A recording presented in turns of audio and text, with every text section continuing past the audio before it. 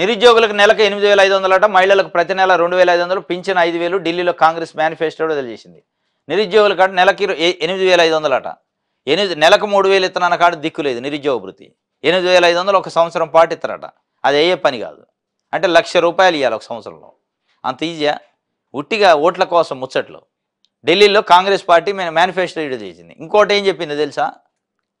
గమ్మత్తుగా తెలంగాణ గవర్నమెంట్ చెప్పినట్టే, AP government చెప్పినట్టే మహిళలకి 19 నుంచి 59 సంవత్సరాల వయసు ఉన్న మహిళలకి ఒక్కొక్క మహిళకి ఒక్కొక్క నెలకి ₹2,500 చొప్పున పెన్షన్ లాంటిది ఇస్తామన్నారు.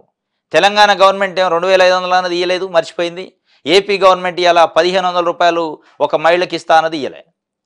ఓట్లు వేయించుకున్నారు, సీట్ ఎక్కారు, గద్దెనెక్కాక మర్చిపోయారు. మళ్ళీ అక్కడ కూడా స్టార్ట్ చేశారు. అక్కడ కూడా అడిగితే బాగు, మీరు తెలంగాణలో హామీ ఇచ్చారా అని.